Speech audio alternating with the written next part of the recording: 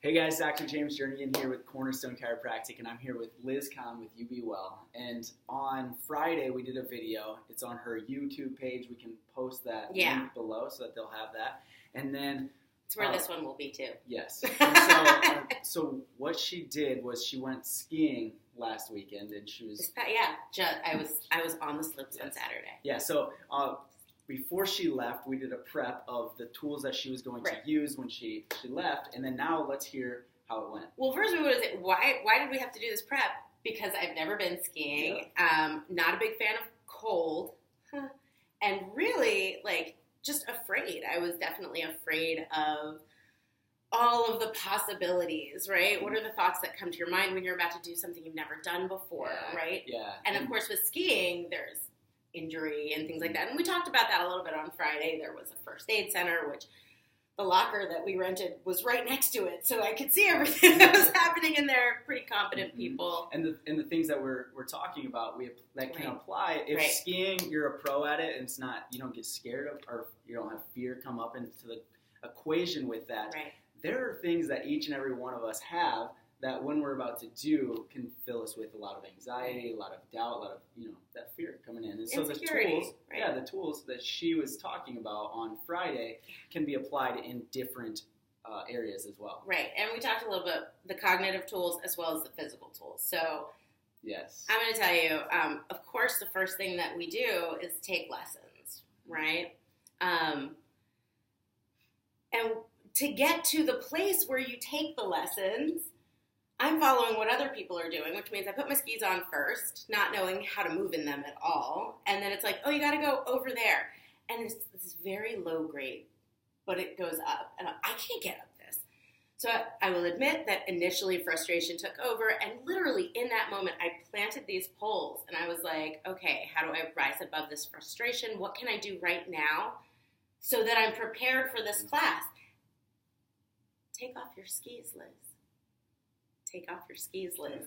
It sings in my head. I hear these answers. And I took my skis off and I walked over to where I needed to be. So that was that first instance of it, which is cool because the prep work I had done in writing my questions and reading them in the days leading up to it, I didn't feel any concern or worry about going and renting everything. Everything was smooth until the moment that I was on the skis and realized I couldn't move.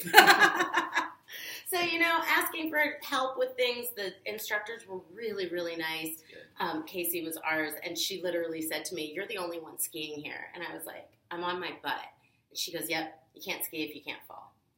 And so she was really supportive, which was really nice.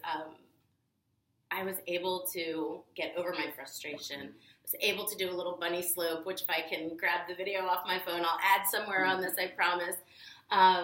And I didn't overdo it. When I felt like I was tired and I was ready to not do anymore, I felt like I had, done enough. I didn't go to any big slopes. I did enough to make me feel strong and powerful.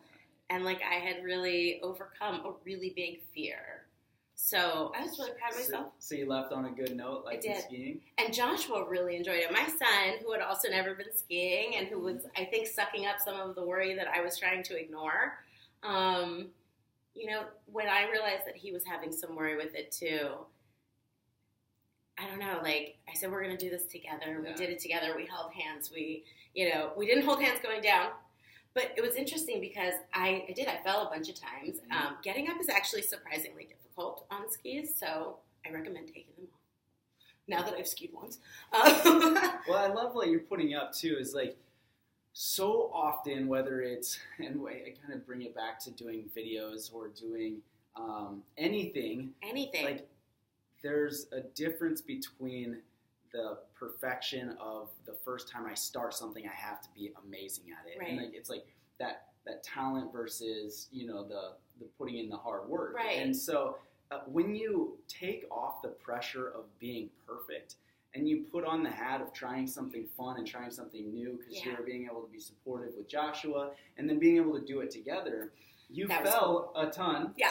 But you kept, or however, whatever, you fell. And then you kept getting up, kept getting better, and you didn't get to the point where, well, if I don't go down the biggest slope, Right. then the weekend was a failure. Right. And, there was at one point, I was up at the top of the very little hill, and I saw Joshua fall.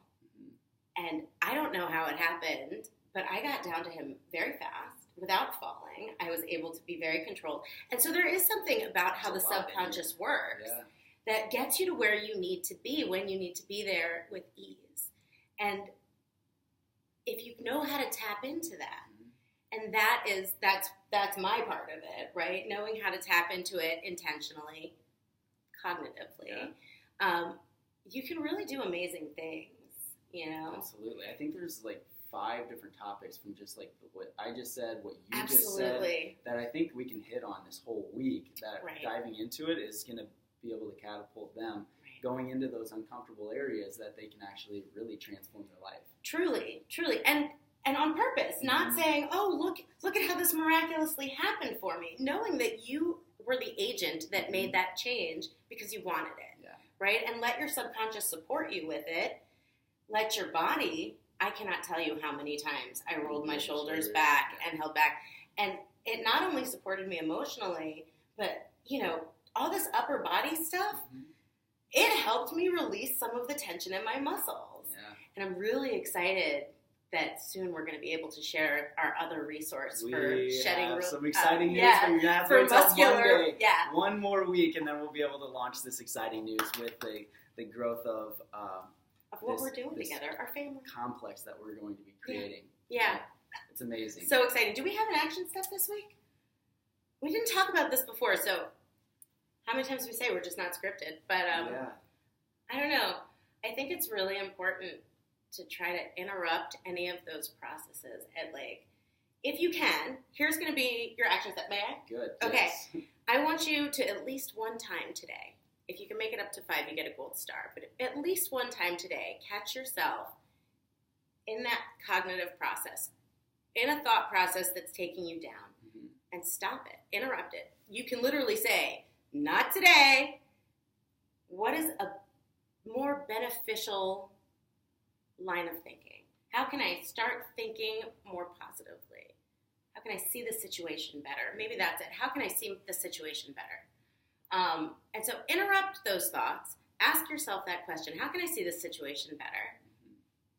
And do it at least one time today. If you can make it up to 5, you get your gold star. I love it because that is so good, because the racing thoughts, that one thought that leads to another thought that leads to another thought. It's like that mustard seed again. The mustard seed, right. Yes. And so it just gets too big. It just, can manifest into this thing that's crippling in your life, that's holding you back from who you were created to be. And so asking that solid question, I love it because it's like I just did it before I came here. It's I set my intentions every time when I come into the office because I have a big vision, a big dream, a big purpose that I want to go out and systematically start to be able to get closer and closer to it. And so the big thing is well, what's the big idea? What am I really trying to come out and do and create? And so by asking myself questions in ways that I can be, more in alignment with that, it's in what ways can I go in and just add even more value to my patients? Right. And so instead of having this getting all the way down to being perfect, right, to being no, in this moment, in this day, how can I do that? How can I do better today than I did yesterday? How can I, take it one step. And you hit on another point, and we're always going to do this. You have a big vision. It's not going to happen overnight. So what are those reasonable steps every day that I can take? And now planning takes a lot. Mm-hmm. So schedule it. Make some time to plan. Ask yourself the question first, what do I want and how do I get there? And sit with it for a while, and you're going to get everywhere you need to be. I'm looking at the time. What do you think we should do now? I think it's perfect time to stop. Absolutely. All right. We love you guys. Yes, we'll see you tomorrow.